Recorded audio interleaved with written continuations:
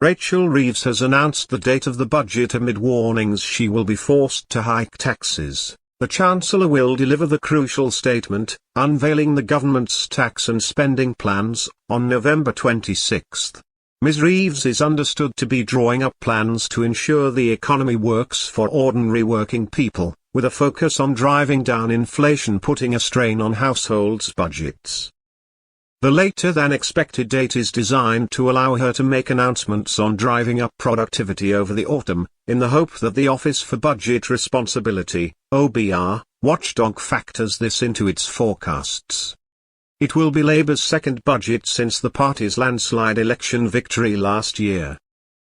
At her maiden budget, Ms. Reeves hiked tax on businesses, added VAT on private school fees, and increased capital gains tax, in order to fund a massive injection of cash into the crisis-hit NHS. In a video message on Wednesday, Ms. Reeves insisted Britain's economy is not broken but said the budget will address how it is not working well enough for working people.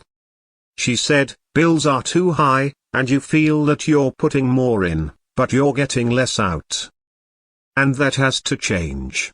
The Chancellor added, "Cost of living pressures are still real.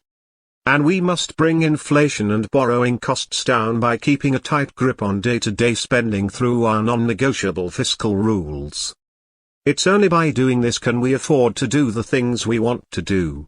If renewal is our mission and growth is our challenge. Investment and reform are our tools. The tools to building an economy that works for you, and rewards you. More pounds in your pocket. An NHS there when you need it.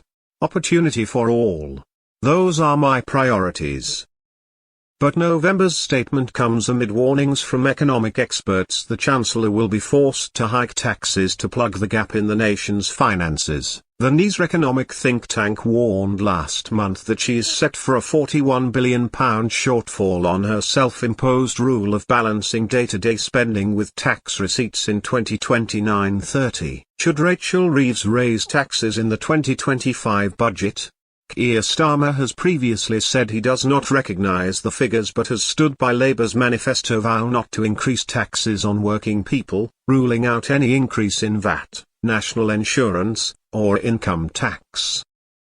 The Chancellor is also believed to want to avoid a budget on the scale of last year, which saw her unveil £40 billion in tax rises. But U-turns on cuts to winter fuel and disability benefits, and rising borrowing costs have left her scrambling to make up the shortfall. Earlier this week the Prime Minister bolstered his economic team in Downing Street ahead of the budget with a shake-up of his backroom operation. Mr. Starmer appointed the Chancellor's deputy, Darren Jones, to a new role as Chief Secretary to the Prime Minister.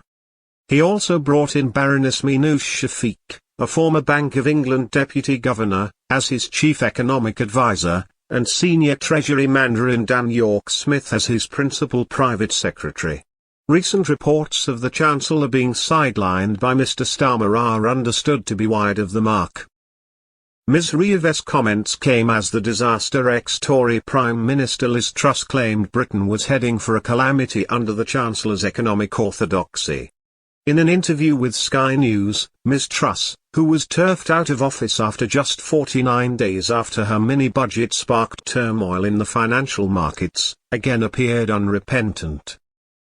She attempted to defend her record in office, blamed the Bank of England, and claimed she wasn't captain of the ship in Downing Street. But responding to her comments, the Health Secretary Mr. Streeting said, "The last person that Rachel Reeves will be taking advice from on effective management of the economy and public finances is Liz Truss. To be honest, how she's got the nerve to show her face after what she did to the country, remarkable lack of self-awareness to be honest." He added, "Well, take no lectures from Liz Truss. In fact, we quite often resent former Conservatives popping up, complaining about the choices we're making, as we clean up the mess they left behind, a bit like the arsonist complaining the fire brigade isn't doing a good enough job."